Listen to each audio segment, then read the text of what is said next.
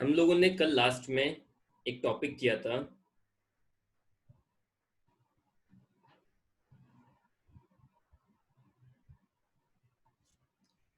तो देखो,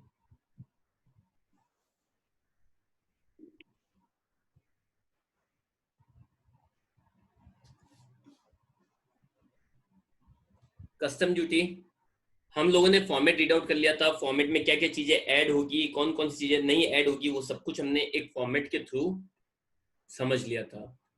ठीक है। इसके बाद में इसके बाद में हमने कस्टम ड्यूटी कैलकुलेट करने का फॉर्मेट भी तैयार कर लिया था। कस्टम ड्यूटी कैलकुलेट करने का फॉर्मेट भी तैयार कर लिया था।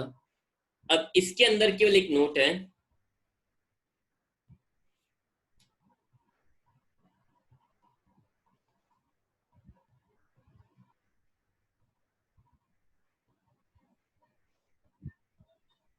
तो देखो,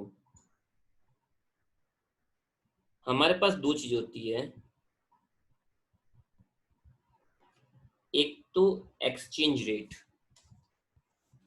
तो एक्सचेंज रेट आपको ऑलवेज, जो एक्सचेंज रेट लेनी है वो आपको ऑलवेज लेनी है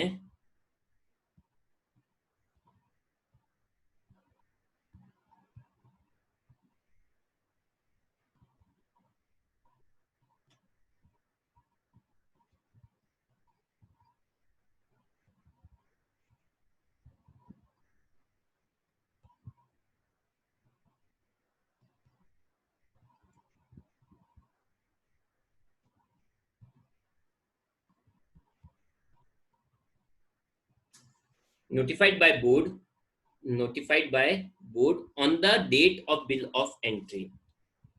ठीक है। और वहीं पे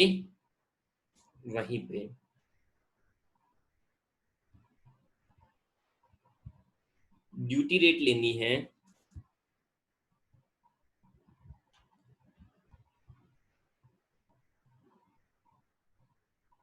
विच एवर इज लेटर, जो आपके बाद में आएगी। किस किस में से? बिल ऑफ एंट्री एंड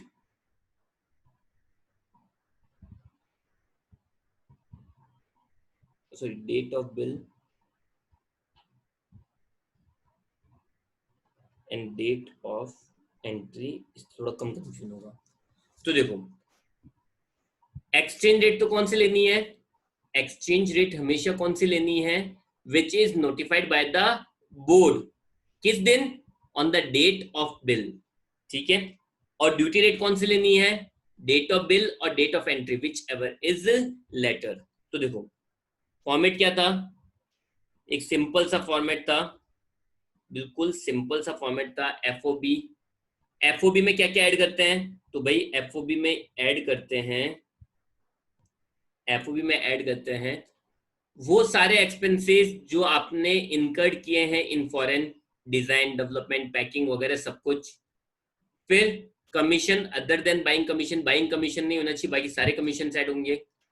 फिर transportation and insurance from exporter की फैक्ट्री, मतलब यहां से यहां तक के।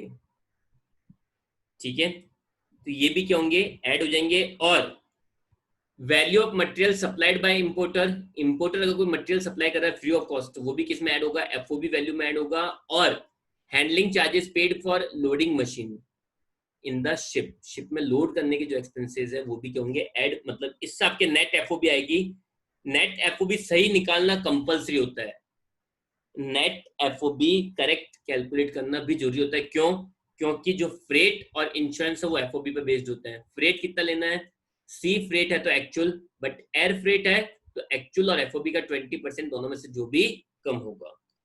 इंश्योरेंस, इंश्योरेंस अगर अगर इंश्योरेंस विदाउट इन्फॉर्म गिवन है तो वो एक्चुअल ले लो, और नहीं दे रखा है तो 1.125% ऑफ एफओबी। सीआईएफ निकाल लो, सीआईएफ को कन्वर्ट कर दो रुपीस के अंदर तो वो हो जाएगा असेसेबल वैल्यू। बट एक और बात, इट इज नॉट नेसेसरी कि आप लोग यहीं पे रुपीस में कन्वर्ट करो। कुल मिला के सिचुएशन ये है, जितनी भी डॉलर्स वाली मतलब फॉरेन करेंसी वाली कैलकुलेशन है वो एक साथ कर लो। टोटल करो, टोटल को कन्वर्ट करो, फिर रुपीज वाली चीजें उसमें ऐड कर दो। पहले इन शॉर्ट पहले फॉरेन करेंसी वाले आइटम्स को, ये वाला पॉइंट ध्यान से देखना, ठीक है। इन शॉर्ट पहले फॉरेन करेंसी वाले आइटम्स को ऐड करके कन्वर्ट करेंगे रुपीज में, और देन रुपीज वाला आइटम ऐड कर देंगे तो क्या आ जाएगी, असेसेबल, ठीक है। फिर कौन कौन सा आइटम एफओबी में नहीं सीआईएफ में ऐड होंगे, तो एक तो इलेक्ट्रिक चार्जेस और शिप डिमरिज चार्जेस। कौन कौन सा आइटम ऐड ही नहीं होंगे, तो बाइंग कमीशन कभी ऐड नहीं होगा, लैंडिंग चार्जेस कभी भी ध्यान नहीं रखना है, कॉस्ट ऑफ रिटर्नेबल कंटेनर्स चाहे कहीं पे भी हो ध्यान नहीं रखना है, और एक्सपेंसेस इनकर्ड इन इंडिया, ठीक है। इनकर्ड और पेड दोनों अलग अलग चीजें हैं। फिर अगर सीआईएफ वैल्यू के साथ में, सीआईएफ वैल्यू आपको डायरेक्ट दे रखी है एयर फ्रेट के साथ में, तो पहले फ्रेट और इंश्योरेंस को लेस करके पहले एफओबी निकालो, फिर नॉर्मल तरीके से एयर फ्रेट और सीआईएफ सॉरी इंश्योरेंस ऐड करके वापस से निकालेंगे सीआईएफ, ठीक है।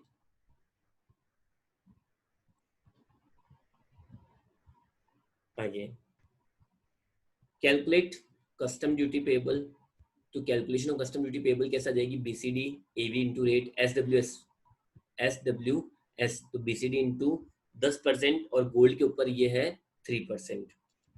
आईजीएसटी एवी प्लस बीसीडी प्लस एसडब्ल्यूएस इन तीनों को ऐड करके मल्टीप्लाई कर देंगे, जो भी रेट दे रखी है वैसे ही सेस आ जाएगा, दिस इज सेस, ओके। चलिए तो एक क्वेश्चन ले लेते हैं,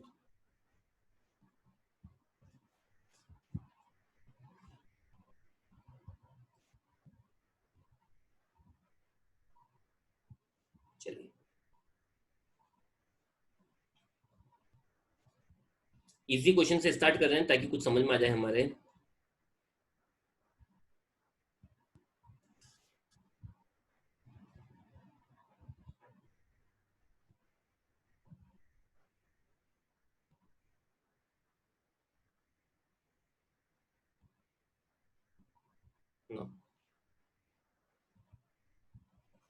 from the following information compute the custom duty payable, ठीक है सर, आपको कस्टम ड्यूटी पेबल कैलकुलेट करनी है। CIF value of goods imported दे रखा है,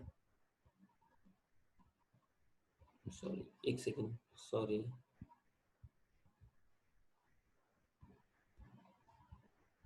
सॉरी क्वेश्चन नंबर 5 है ना, sorry question number 5, an importer imported raw material for $5,000 and the following information are available in this regard। Packing charges दे रखे हैं, पैकिंग चार्जेस ऐड होंगे, compulsorily add होंगे। goods were stuffed in returnable container, the price of such container, returnable container इनको ध्यान नहीं रखते हैं। इंश्योरेंस प्रीमियम दे रखा है, एक्चुअल दे रखा है तो ये ले लेंगे। सी फ्रेट दे रखा है, सी फ्रेट ये भी क्या लेते हैं, एक्चुअल, ठीक है। इसके बाद में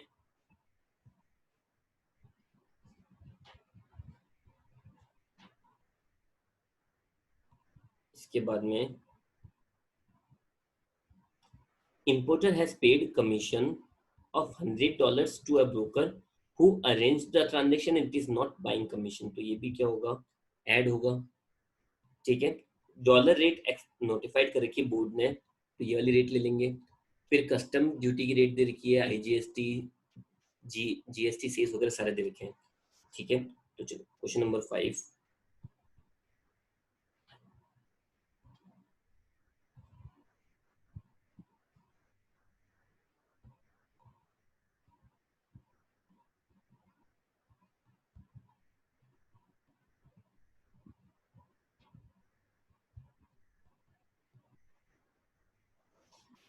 तो देखो ध्यान से सुनना,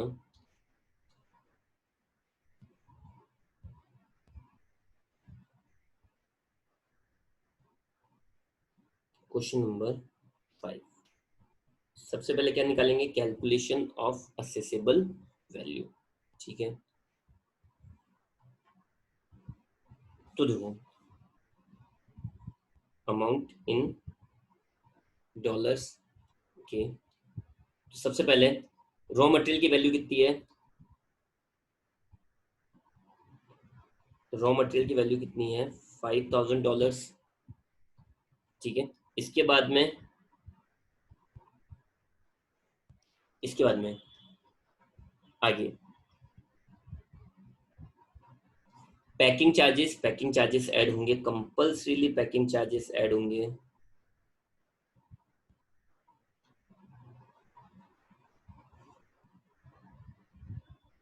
पैकिंग चार्जेस कितने दे रखे हैं, $120। पैकिंग चार्जेस के बाद में रिटर्नेबल कंटेनर की कॉस्ट ऐड नहीं होती है। इंश्योरेंस बाद में ऐड होगा, पहले एफओबी वैल्यू निकालनी पड़ेगी ना आपको। तो एफओबी वैल्यू के अंदर और क्या क्या जाएगा, तो इंपोर्टर ने कमीशन दिया था $100 का, तो कमीशन भी ऐड होगा $100 का, और ये आपकी टोटल आ जाएगी 5220। This will be your FOB. FOB के बाद ऐड करते हैं एक तो इंश्योरेंस। देखो ये रहा, भाड़ा दे रखा आप लोगों को, ठीक है, बार बार नहीं पलट रहा हूँ। तो फ्रेट, सी फ्रेट है तो एक्चुअल अमाउंट ही लेनी है $160। और इंश्योरेंस कितना है, $50 का। ठीक है, तो इन सबको ऐड कर देंगे तो ये आ जाएगा आप लोगों के CIF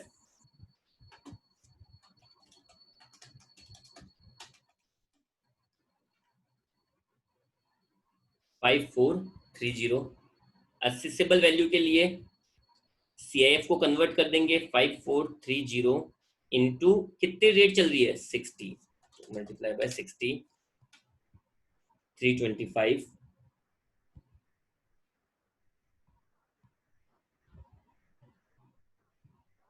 ये आप क्या जाएगा, ₹325,800। आई बात समझ में सबके, यस और नो, यस और नो।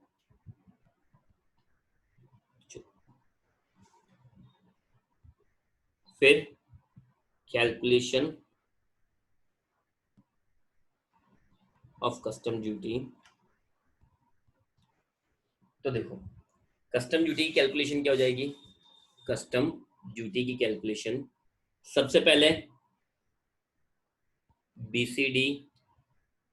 बीसीडी कितना दे रखा है, देखो basic rate of custom duty कितनी दे रखी है इधर, 10%। तो बीसीडी किस पे लगता है, एवी इंटू रेट, तो एवी है 325,800 इंटू 10%,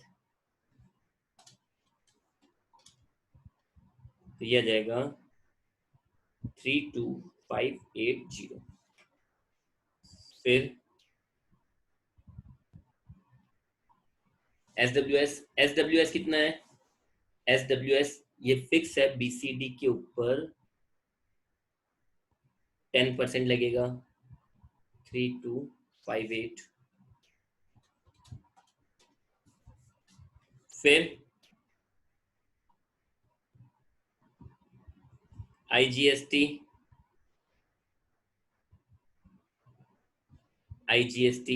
तो देखो आईजीएसटी किस पे, एवी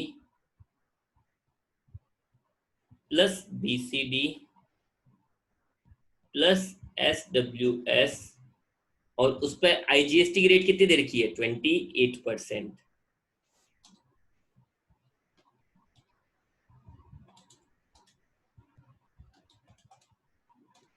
ये हो जाएगी आपके 101,259। एंड देन आईजीएसटी सेज यही सब कुछ ऐड होके 325,800, 32580 plus 3258, AV plus BCD plus SWS into जो भी रेट है, रेट क्या दे रखी है आप लोगों को 15%, रेट क्या दे रखी है 15%, और ये आ जाएगा आपके 54246, और टोटल आपकी ड्यूटी आ जाएगी 191।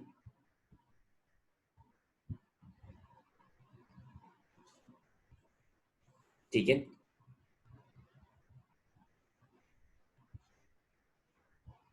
आई होप कि आप लोगों के सबके समझ में आया है. यस और नो. यस और no.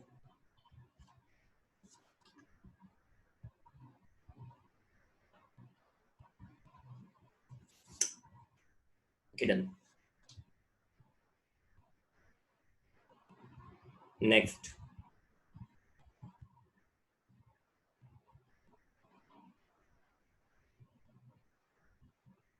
Question number 6. Question number 6. An importer an importer has imported goods worth rupees 8,000 pounds by air on CIF basis. Air on CIF basis. अभी क्या समझाया था? FOB value. FOB value.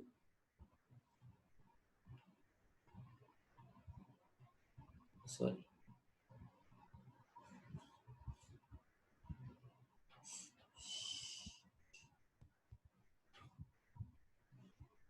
CIF value is given with air freight. तो आपको पहले क्या करना होगा? FOB कैलकुलेट करनी होगी, फिर नॉर्मल तरीके से करेंगे. चलिए, तो उसी को बेस बनाते हैं. तो आप लोगों को क्या दे रखा है? CIF वैल्यू दे रखी है 8,000 पाउंड की बाय एयर. तो एयर फ्रेट दे रखा है 1880 पाउंड्स और इंश्योरेंस की कॉस्ट दे रखी है 120 pounds. On the date of presentation of bill of entry, the following exchange rates were prevailing. RBI की रेट दे रखी है, नोटिफाइड बाय बोर्ड दे रखा है, ठीक है, and rate at which bank realise the payment, ये और दे रखा है, ठीक है. तो इन दैट केस हम लोग कौन सी रेट ऑब्टेन करेंगे, मतलब सॉरी कौन सी रेट यूज में लेंगे? ऑब्वियसली हम लोग रेट कौन सी यूज में लेते हैं? विच is notified by board. Which is notified by board. तो देखो,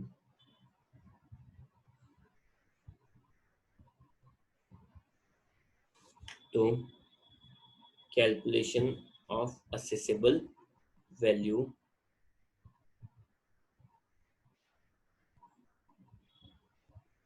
इन पाउंड्स, ठीक है. सबसे पहले क्या आ जाएगी? आप लोगों को CIF वैल्यू दे रखी है, तो वही ले लेते हैं. CIF वैल्यू कितनी दे रखी है आप लोगों को? इधर देखो, 8,000 पाउंड्स की. तो इसमें से पहले लेस कर देंगे एयर फ्रेट. एयर फ्रेट कितना दे रखा है? 1880 पाउंड्स का. और लेस कर देंगे इंश्योरेंस.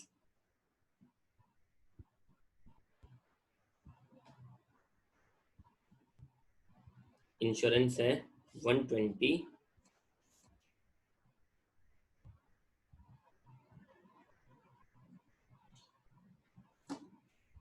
120 पाउंड्स का. तो ये आ जाएगी आप लोगों के FOB वैल्यू. FOB वैल्यू कितनी आ जाएगी? 8,000 minus 1880 minus 120, it will be 6,000 pounds, ठीक है. 6,000 पाउंड्स ये आ गया. इसके बाद में अब नॉर्मल FOB नहीं मिल गई, तो अब हम लोग ऐड करेंगे एयर फ्रेट. और एयर फ्रेट के अंदर एक रूल है. रूल क्या है? 20% ऑफ FOB और 20% ऑफ FOB 1200 और एक्चुअल है 1880. तो विच एवर इज लेस. तो लेस क्या है? 1200.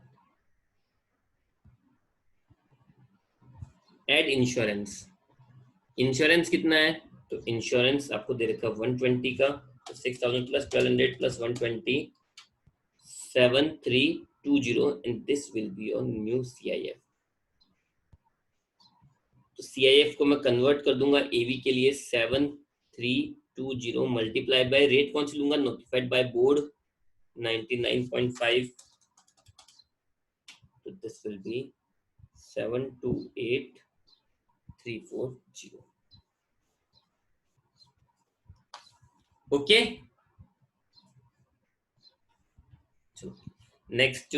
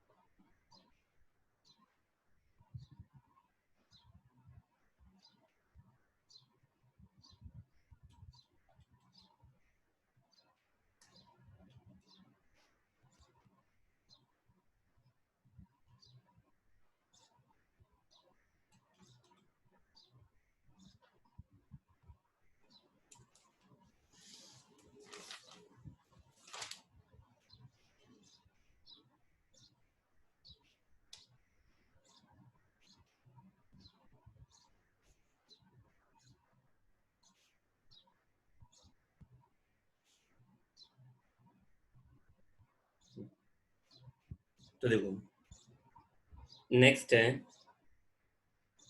Question number 10। Question number 10, the point is, अगर आप लोग मेन प्रोडक्ट के साथ में कोई भी एक्सेसरीज परचेज करते हो, मेन प्रोडक्ट के साथ में,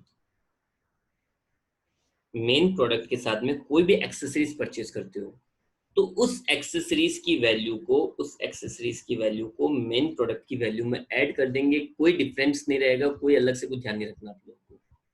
the point is, the point is, accessories की कोई अलग से कैलकुलेशन नहीं होती है। एक्सेसरीज को उस मशीन, मतलब रिलेवेंट मेन प्रोडक्ट की वैल्यू में ऐड कर देते हैं, उसके बाद सारी कैलकुलेशन की जाती है। ठीक है, तो अगर मैं यहाँ पे ये देखूं तो क्वेश्चन में गिवन है मेरे को, compute the custom duty payable. ठीक है, machinery imported from USA by air $12,000, accessories compulsorily supplied along with the machine, तो ये मशीनी कॉस्ट में ऐड हो जाएगी, टोटल एफओबी हो जाएगी आप लोगों के लिए $16,000 की। एयर फ्रेट दे रखा है, insurance not known, local agent commission to be paid in rupees. मैंने बोला था पेड और इनकम में अलग अलग होता है, कमीशन हमेशा ऐड होगा, बस वो बाइंग कमीशन नहीं होना चाहिए। एक्सचेंज रेट दे रखी है 60 रुपीज पर डॉलर की। तो चलो इससे पहले क्या निकाल लेते हैं, असेसेबल वैल्यू। इससे पहले क्या निकाल लेते हैं, असेसेबल वैल्यू। चलो, तो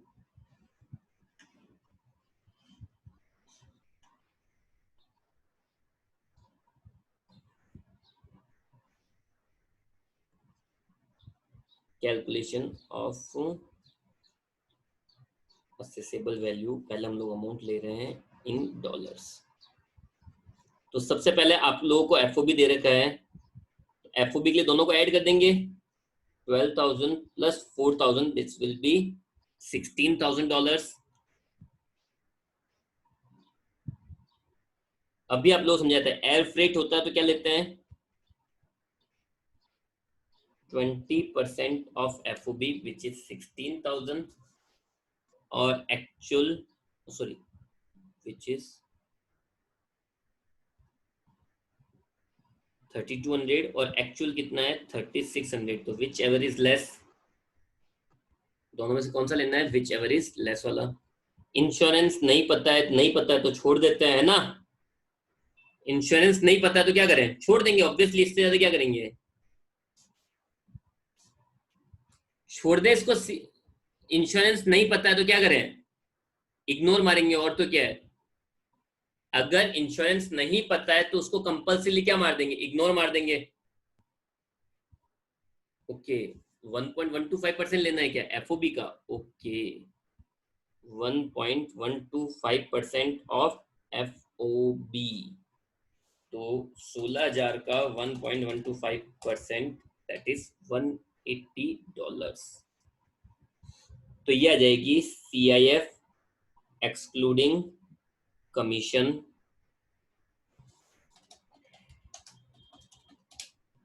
तो 19,380। तो इसको कन्वर्ट कर दो,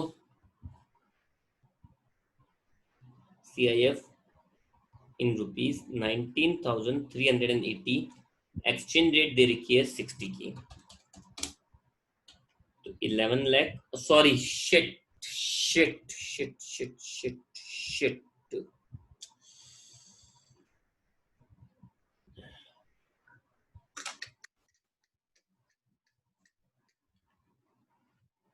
complete question is wrong. Commission यहाँ थोड़ा ऐड होता, कमीशन तो स्टार्टिंग में ऐड हो जाता ना।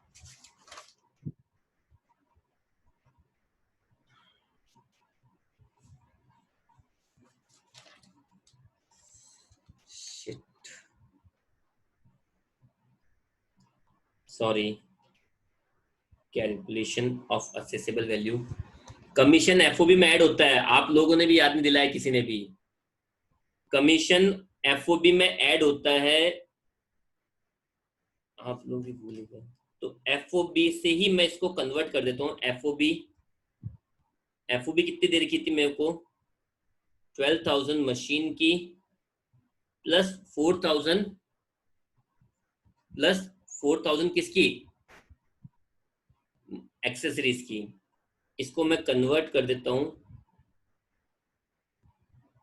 ठीक है, 60 रुपीज के हिसाब से। तो 16,000 इंटू 60 रुपीज के हिसाब से हो जाएगा ये 9,60,000, प्लस कमीशन यहाँ ऐड होगा ना। कमीशन रुपीज में दे रखा है और मैंने बोला रुपीज में दे रखा, तो रुपीज में पूरा क्वेश्चन रुपीज में सॉल्व कर दो। इसको कन्वर्ट करके उसको कन्वर्ट करके परेशान होने की कोई नीड है ही नहीं। 10,800, तो ये आ गई आपकी नेट एफओबी।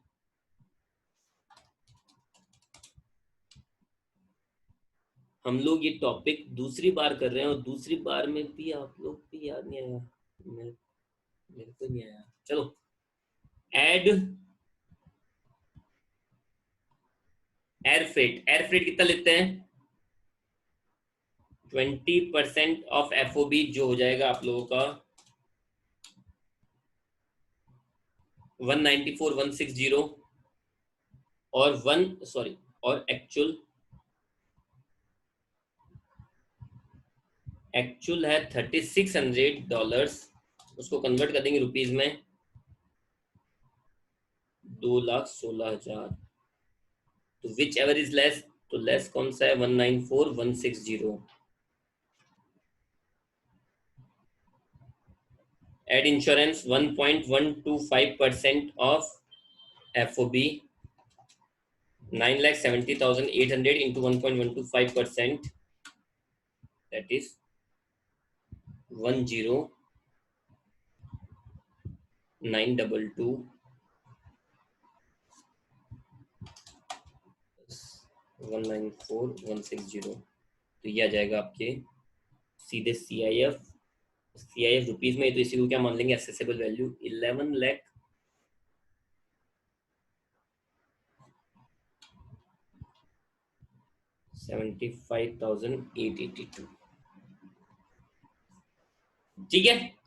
और इसकी आपको कस्टम ड्यूटी निकालनी, सिंपल तरीके से कस्टम ड्यूटी निकल जाएगी, वही एबी वगैरह मल्टीप्लाई कर करके। नो लिसन, इसकी रेट्स देख लो।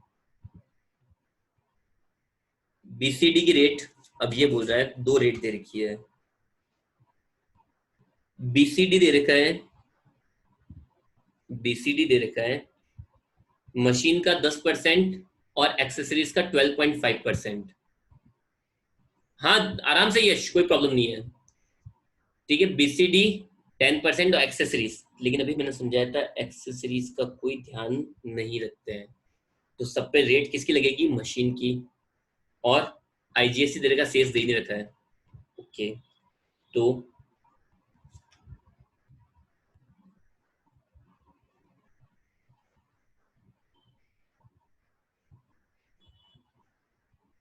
सबसे पहले बीसीडी एबी जो भी आया इनटू रेट, तो ये हो जाएगा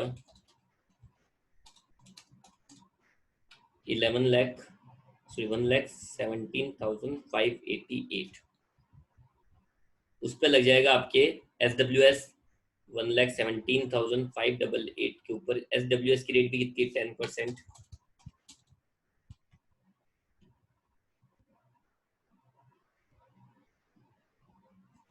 फिर आईजीएसटी लगेगा किसके ऊपर? एवी प्लस बीसीडी प्लस SWS, और उस पर कितनी रेट लगानी है? 18%।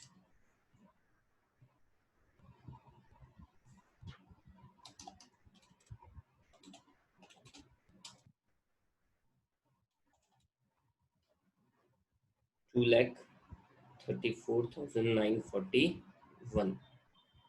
इन सबको ऐड कर दो, 11,75,888 प्लस 11,759 प्लस 234,941, ये हो जाएगा 364,288। आई बात समझ में? चलिए, तो इसी के साथ आज की class finish. Okay, take care, stay at home, good bye.